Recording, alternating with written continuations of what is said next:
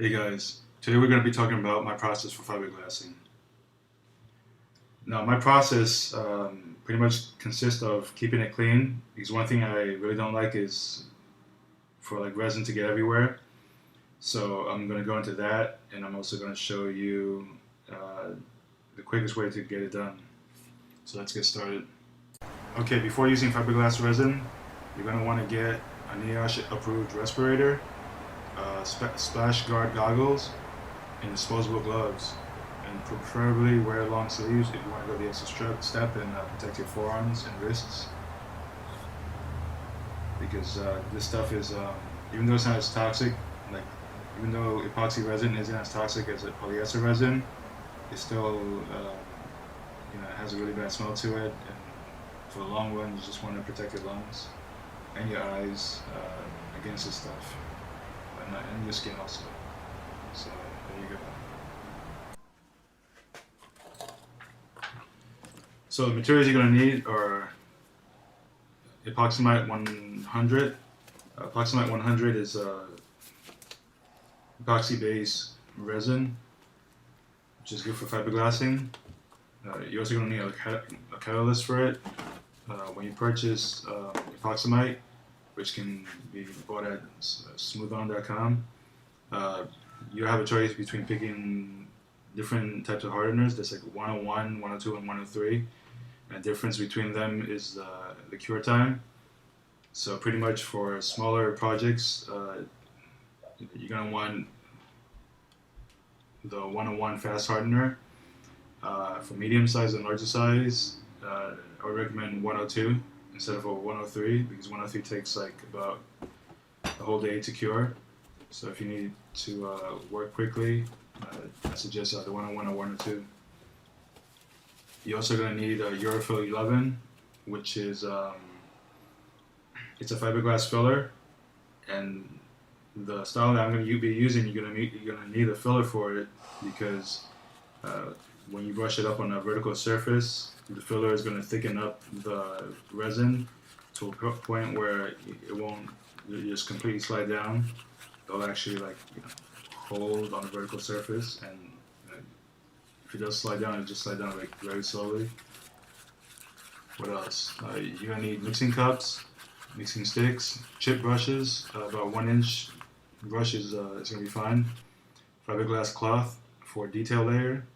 And optional would be fiberglass chop strand mat for the outer layers to add like more strength and rigidity to your final fiberglass piece. And that's about it. So let's continue. So for this project, I'm using EpoxAmite 100 followed with 101 Fast Hardener. So the mixture I think is 100 to 10. 100 parts resin to 10 parts catalyst.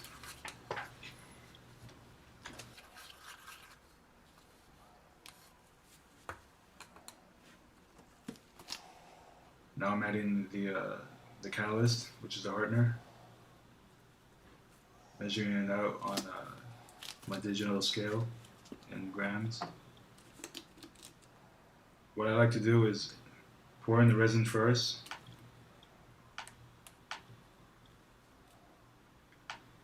and then after that add the filler into it, so that gives me more working time before adding the catalyst to just mix it through, making sure that I get a thorough mix so that everything gets evenly mixed and I scrape the sides and all that good stuff.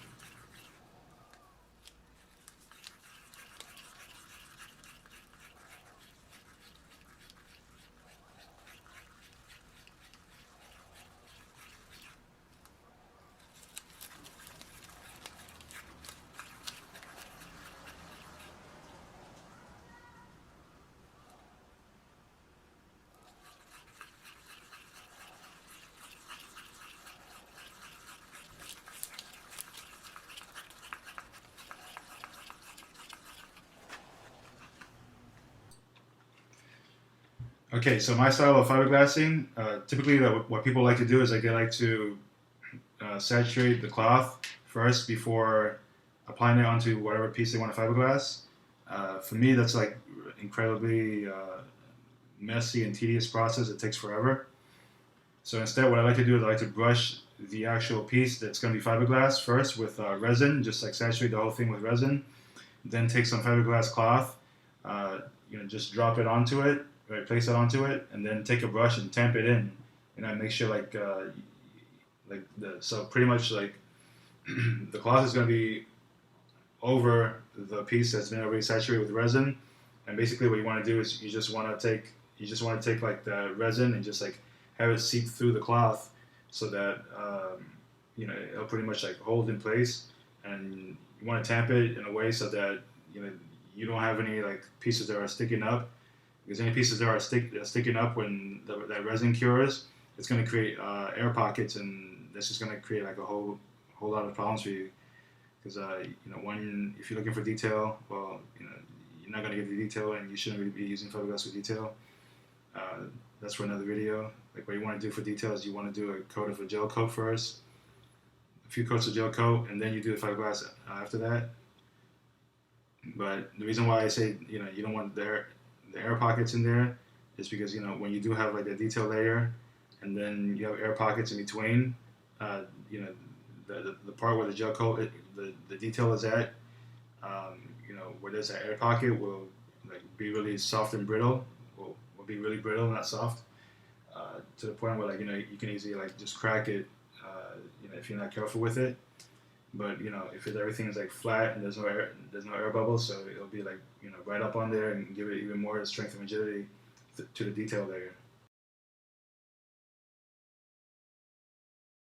What you're gonna do is you're gonna grab, what you're gonna want to pre-cut fiberglass cloth and strand mats, and into like pieces that kind of like will fit in to like the grooves and corners of your piece, and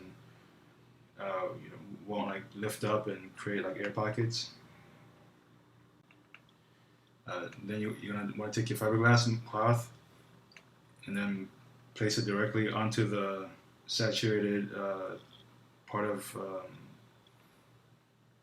the area that you brush your fiberglass resin, your resin onto, and then uh, just tamp the resin through the cloth.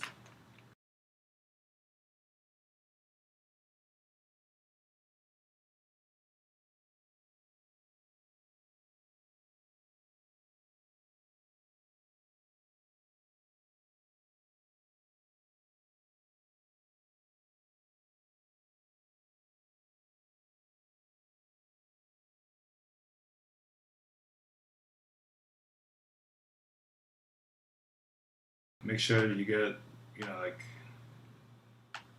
a decent amount of coat on it. Doesn't have to be like super thick. Just has to like kind of saturate the piece a little bit.